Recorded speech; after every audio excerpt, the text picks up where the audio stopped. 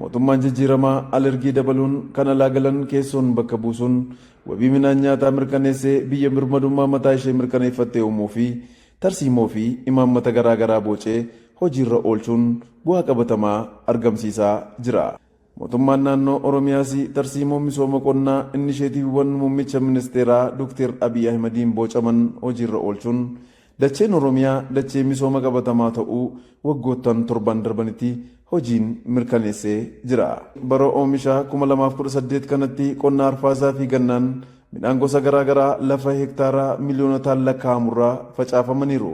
Facaasaa waliigalisaa fudhannee gaafa ilaallu hektaaraa miliyoona 10 fi tuqaa 9 irra gahee jira jechuudha. Kanaaf waan karoorfannee olitti deemamee jira jechuudha. Hojiin bara kanaa kilaasteraan akka hojjetamuuf xiyyeeffannoo guddaan kennamee kan hojjetamaa ture.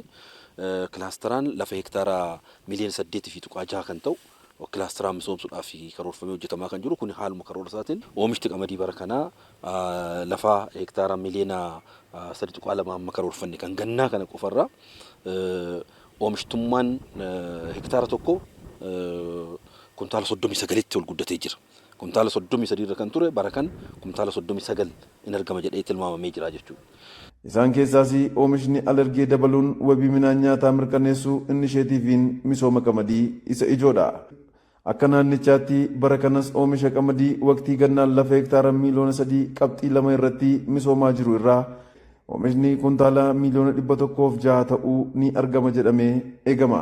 Oomishti qamadii bara kanaa lafa hektaara miliyoona 3.2 amma karoorfanne kan gannaa kana qofarraa oomishtummaan hektaara tokko kuntaala 39tti ol guddatee jira. Kuntaala 33 irra kan ture bara kan kuntaala 39 in argama jedhee tilmaamamee jira jechuudha. Oomishti waliigalaa qamadii qofaan bara kana maasaa qamadiidhaan uffifame kanarraa argama jedhamee karoorfamu immoo kuntaala miliyoona 100 fi miliyoona 6 kan ta'u in argama jedha. Lafti hektaaraa miliyoona 10.9 qonna gannaa garaagaraatiin uwwifame keessaas qamadiin lafa hektaaraa miliyoona 3.2 irratti misoomaa jira. Akka ragaan meetirooloojii tilmaamni isaa raagni isaa kaasutti roobni jidduu kana keessatti dhufuu waan danda'uuf midhaanonni akkasitti amma kun gogee jira jechuudha. Midhaanonni akkasii kun dafee kombaayinaraan walitti qabamuutu irra jiraata. Abbootiin qabeenyaa kombaayinara qaban naannoo midhaan gaheetitti akka isaan mobilaayiz ta'an ogeessi keenya hooggansi keenya deeggarsa keenya nutu irra jiraata. Qonnaan bulaan maatii isaa hunda dabalatee jiraataa magaalaa hunda dabalatee midhaan kun qisaasama malee sassaabameetu akka galu gochuutu irra jiraata. Ganna kana keessa qamadii hektaaraa miliyoona 3.2 kan ta'u in uffisna jenneeti kan karoorfameetu hojjetamaatu jiru. Aga ammaatitti qamadiin lafti hektaarri miliyoona 3.9 kan ta'u almost miliyoonni 3.2 kan ta'u parsentaa dhibbaan jechuu karaa danda'amuun qamadiin uffifamee jira jechuudha. Qamadii misoomaa jiru kana irraas tilmaama oomisha duraan calloomni kuntaala miliyoona 106 ni eegama. Oomishti waliigalaa qamadii qofaan bara kana maasaa qamadiidhaan uffifame kanarraa argama jedhamee karoorfamu immoo kuntaala miliyoona 100 fi miliyoona 6 kan ta'u in argama jedhamee karoorfamee jira jechuudha. Akka waliigalaatti bara kana oomisha midhaan biilaa, agadaa, zayitaa fi kan biroon lafa hektaaraa miliyoonotaan lakkaa'amurra qotame irraa tilmaama oomisha duraan calloomni kuntaala miliyoonotaa oltu eegama.